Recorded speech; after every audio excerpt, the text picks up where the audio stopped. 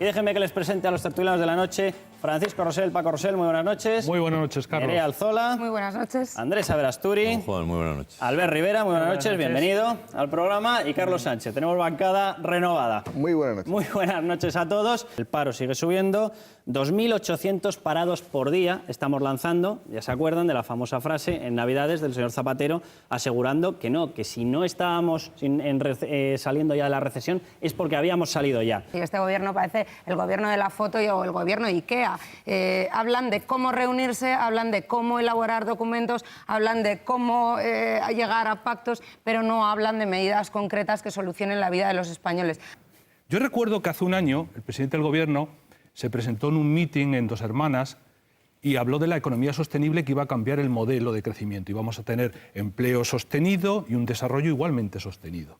Al día siguiente, el alcalde de Dos Hermanas, que es socialista, y es el alcalde muy listo, lo que hizo fue poner en marcha un plan de creación de viviendas de protección oficial. Y yo dije en la redacción del periódico, ha entendido perfectamente cuál es el mensaje del presidente ayer. La economía sostenible es más ladrillos. Cuando se ha demonizado realmente lo del ladrillo, que parecía, y lo era, pero lo era porque estaba mal hecho, pero realmente el sector de la construcción y el automóvil, es que son las dos grandes locomotoras, es que dan trabajo a pintores, que la cantidad de cosas que llevan alrededor. Hombre, habrá que tomar las posturas para vender los pisos y hacer más y hacer historias con el ladrillo. Albert. Sí, yo creo que cuando algunos planteamos que tiene que haber pactos es porque un pacto implica sacrificio. E implica, como decían anteriormente, aquello que no puede hacer un gobierno solo. Lo que puede hacer un gobierno solo o una mayoría parlamentaria no hace falta hacer ningún pacto. Es decir, los pactos son cuestiones que se plantean porque hay que hacer un sacrificio y gobierne quien gobierne, habrá que hacer ese sacrificio durante un tiempo. Entonces esto es una tomadura de pelo y sobre todo yo creo un símbolo de cómo ha gobernado Zapatero hasta la fecha. Es decir, foto, títulos, nombres, ubicaciones, pero al final el contenido, rehabilitar pisos, que se incrementen las líneas del ICO. ¿Para esto hace falta hacer pactos? No. Y yo también insisto en esa línea del crédito. Es decir, si realmente alguien quiere que haya un pacto de verdad, quien tiene que estar sentado en ese pacto es el sector financiero. Porque tenemos una crisis financiera, no lo olvidemos. Y si no hay gasolina, no hay coches. Y si no hay crédito, no hay empresas. Por lo tanto, que dejemos de dar tantas vueltas. Yo recordaba, en enero de 2009, Zapatero hizo una gran amenaza, emulando, copiando a Obama, pero evidentemente sin su fuerza política, diciendo que iba a sentar a la banca y a ver qué pasaba con el crédito. Oiga, hace un año y pico, el pacto PSOE-PP con la banca fue inmediato. Oye, en 30 días se arreglaron y dieron un cheque de 30.000 millones de euros de aval a los bancos. Y era supuestamente para dar crédito a las familias y a las empresas. Pues no lo hemos visto, estamos a dos velas. Por tanto, la realidad es que los pactos con los poderes fácticos y con los poderes económicos parece que funcionan entre el PSOE y el PP, pero los pactos reales, el gobierno es incapaz de ponerlos encima de la mesa y, sinceramente, también hay que decirlo, tampoco hemos visto del PP una propuesta alternativa ni ninguna propuesta económica que supere tampoco lo que tenemos encima de la mesa. Carlos, refiero.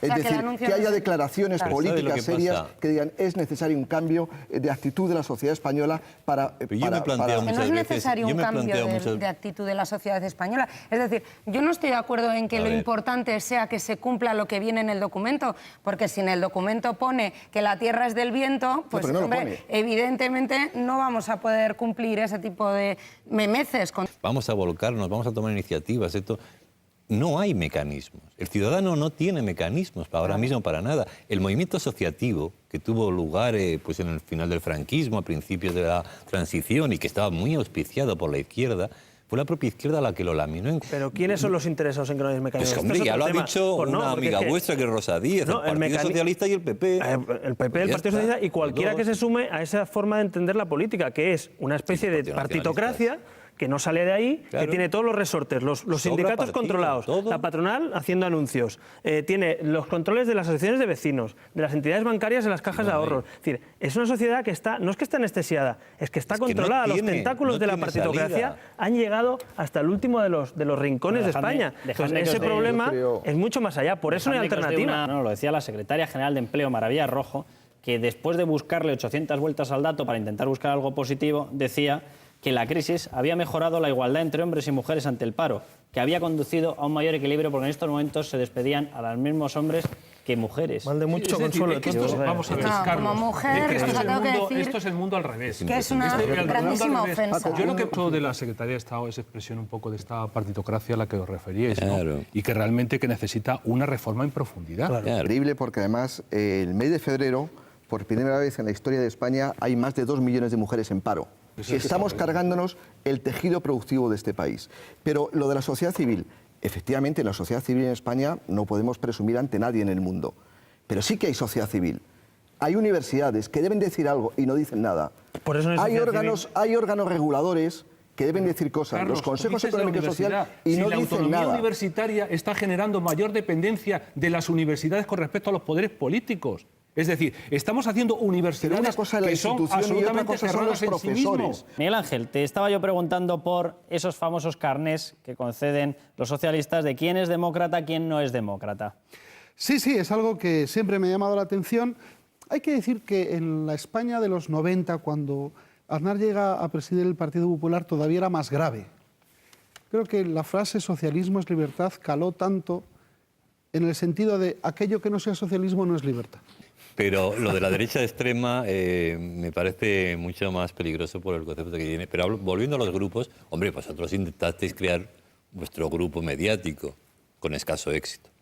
No, esto se creó sin quitarle nada a nadie. Albert. Sí, estoy totalmente de acuerdo con lo que decía Miguel Ángel de la legitimidad moral, ¿no? Hablamos justo en el descanso con Nerea también del País Vasco y de Cataluña precisamente en eso, ¿no? La legitimidad que está en el poder que te permite acusar a los otros pues, de no ser demócratas, de no ser buenos vascos o buenos catalanes o buenos españoles en otro momento de la historia. Pero a mí me gustaría preguntar una curiosidad, como catalán también y preocupado por unos temas que pasan en parte de nuestro país. Aznar, en el año 96, cuando gana, y cuando pacta el famoso pacto del Majestic, es consciente de lo que supone para una parte de catalanes, especialmente los que votan al PP, pero también los que no son nacionalistas, lo que supone pactar con Convergencia y Unió, o es de aquellos que se creía que Convergencia y Unió, que luego ya hemos visto las orejas al lobo, que vota a favor de los referéndums y que endurece las políticas lingüísticas, ¿era consciente en ese momento de que ese pacto suponía una continuidad y dar más alas al nacionalismo? ¿O era una supervivencia por intentar dar un cambio a España, en todo caso, que podía cambiar en el año 2000 o con una mayoría absoluta? Digamos que todo está en la sartén. No puedes decir solo se pensaba en esto. En el año 96, después de la votación en la que el PP gana por 300.000 votos, hay una figura clave que no se nos puede olvidar, que se llama Julio Anguita. Julio Anguita decide, con buen criterio para Izquierda Unida, no pactar con Felipe González. Si Julio Anguita hubiera pactado con Felipe González hubiera seguido en el poder. Solo queda el pacto de quien ha ganado el Partido Popular con quien pueda. Y hubiera sido un escándalo que lo hubiera hecho con Izquierda Unida. ¿Cómo? Que no me parece mal que haya lío. Digo que lo teníamos. Termino muy breve. Creo que el pacto en cualquier caso fue bueno para España, desde luego bueno para el Partido Popular y para Aznar. Bueno para España porque demostró que el Partido Popular sí podía pactar con alguien, no estaba solo. Y bueno para el Partido Popular y para Aznar de tal manera que 4 años después le dan la mayoría absoluta. Una cosa es el Partido Socialista y otra cosa es la izquierda. Es decir, afortunadamente este país ha salido adelante en los últimos 33 años, digamos poniendo la foto en la Constitución o en las elecciones del 15 de junio del 77, porque ha habido un gran consenso social. La izquierda contra la derecha. Es algo que hago conscientemente y que cuando alguien me matiza eso puedo decir, tienes razón. Primero, lo que supuso el caso Naseiro, que era, digamos, el momento en el que se trascienden aquellas conversaciones de financiación del Partido Popular, y eso parecía que podía cargar de plomo las alas de Aznar. En segundo lugar, el atentado de ETA. El primero, el atentado, yo creo que... El caso Naseiro primero. El caso Naseiro. El caso Naseiro fue un ataque brutal y equivocado por el momento en el que lo hace. Porque es 3 meses después de llegar Aznar a la presidencia del PP. Segundo, el atentado, pues muy mal hizo Felipe González. No ir a ver a Aznar.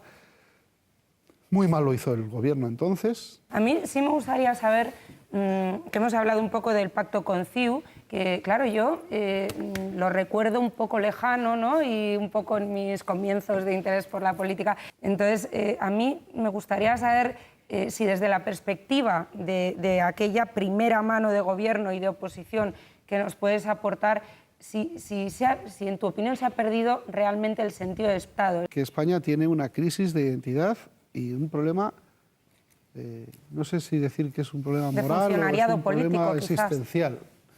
Claro, en eso estoy de acuerdo, Nerea, también. Es que el pacto del Majestic, que decía Albert, se firmó y se publicó. Y no había nada que no estuviera publicado. Una cosa sí.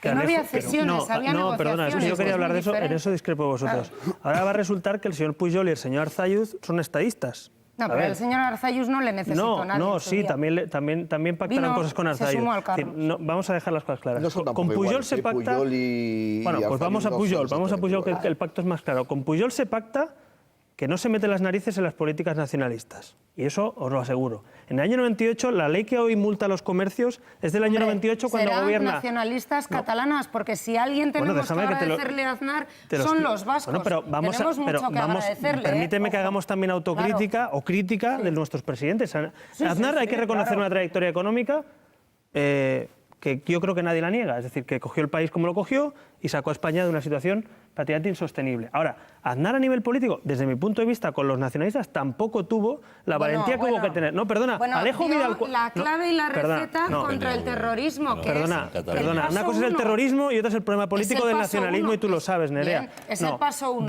Alejo Vidal Cuadras... Se eliminan las nueces. No, Alejo Vidal Cuadras es la solapa de ese pacto, y si no, y creo que Alejo lo ha escrito, de que Alejo Vidal Cuadras es la condición de Pujol, y Pujol lo ha dicho para que se pacte con el PP. No queremos a Alejo Vidal Cuadras en el PP de Cataluña tocando las narices.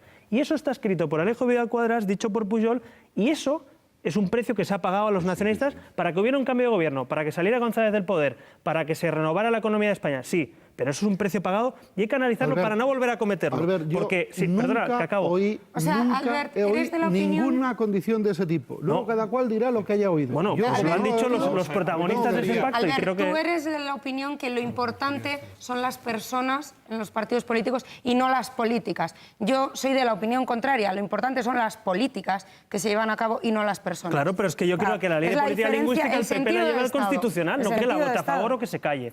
Y el PP no lleva al Constitucional la ley, dicho también por Pujol en sus memorias, porque Pujol presiona para que no se lleve la ley de política lingüística al Constitucional. Y eso, como yo lo he sufrido en la educación, en las multas que estamos sufriendo en Cataluña, en la política educativa actual, hay que decirlo, pero no para criticar a Aznar solo, para que no vuelva a pasar, para que Rajoy no haga lo mismo, para que Zapatero o quien le suceda no haga lo mismo en el PSOE. Yo prefiero pactar con el PSOE algunas cosas que no concibo con el PNV.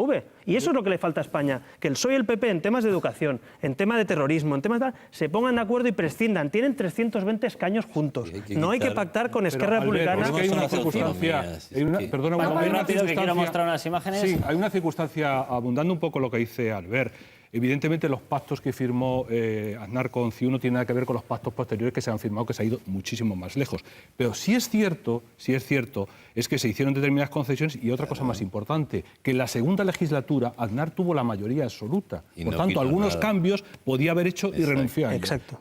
Yo, claro, viví de forma que ocupó todo el panorama político, para mí y para muchos de mis compañeros, el exitazo terrible que nadie ha podido rebatir hasta la fecha de la política antiterrorista de los gobiernos de Aznar. Es decir, nosotros vimos cómo ETA tenía la soga al cuello y estaba ya con los pies en el aire y vino este señor a fastidiar y a negociar y a mercadear con nuestras libertades. Sí, pues bastante, Paco, bastante. Pero tú estás de acuerdo en todo. Otros no, conjugamos no, episodios, no, por ejemplo, la lucha contra el terrorismo, la avalamos, hombre, la política no económica, estamos... No, perdona, claro. La aplaudimos. Mira, y hay otras acciones que pero evidentemente... Tienes un recuerdo muy centrado en un concreto que es el País Vasco y todo lo que... Hombre, y en la economía de España. En la economía de España. También mira, en los últimos mandatos de Aznar ha sido como el de la SGAE. Pues yo no sé si hemos vuelto al pasado, yo no sé muy bien en qué situación estamos, pero yo tenía la sensación de que se habían dejado determinados debates que se daban por hecho, pues no, ahí están, o sea, se llega a negar que Cuba mantenga una dictadura. Se llega a negar, bueno, de hecho, en las conversaciones que mantuvimos con este actor aquí, directamente nos negó que era mentira el hecho de que hubiese una frontera y que no pudiese salir la gente del país. Y bueno, yo ya no sé muy bien, Albert, vosotros directamente habéis tenido una enganchada con el consulado cubano en Barcelona porque intentasteis poner unas flores y unas velas en memoria de un disidente cubano muerto, de Orlando Zapata, muerto tras una huelga de hambre acelerada quitándole el agua, después de una paliza, después de haberlo puesto desnudo delante del aire acondicionado para que se cogiese una neumonía. Bueno, pues vosotros tuvisteis un incidente directamente. Eso en Barcelona. Eso en Barcelona y además salimos a la calle también aquí en Madrid con otras asociaciones cubanas.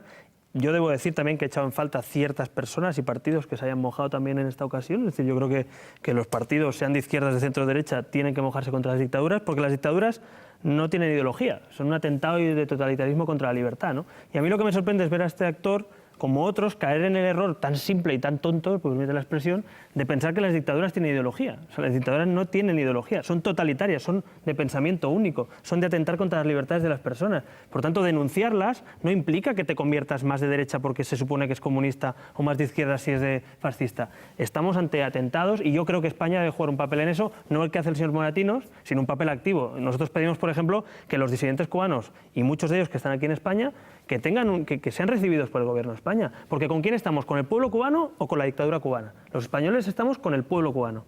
Y queremos que haya democracia y una transición democrática. Y las fórmulas pueden ser distintas. Pero no estamos con los dictadores que llevan 50 años. Eso es decir, como decía, que la gente sale libremente. Estamos el señor viendo, Willy Toledo, imágenes sí, de nuestro incidente. militante de Ciudadanos, que le envío un abrazo desde aquí, porque sufrió un palazo, lo hemos denunciado. Un palazo que no era con un palo, era con una barra de metal. Un palazo porque era un palo bien gordo. Pero, quiero decir, nuestro compañero simplemente pone unas flores, las retiran, dice que por qué las retira y recibe eso. Que se sepa también que hemos denunciado a comisaría esto y que vamos... Esto es el Paseo de Gracia. Claro. Esto es Paseo de Gracia. Entonces, yo quiero anunciar simplemente que vamos a tomar medidas legales porque sufrió una agresión, se le rompieron la cámara y evidentemente Ahí se está también viendo el palo. políticamente La barra de metal, vamos. que un consulado salga de esa manera contra un ciudadano que pone flores, pues estamos en España, no estamos en Cuba.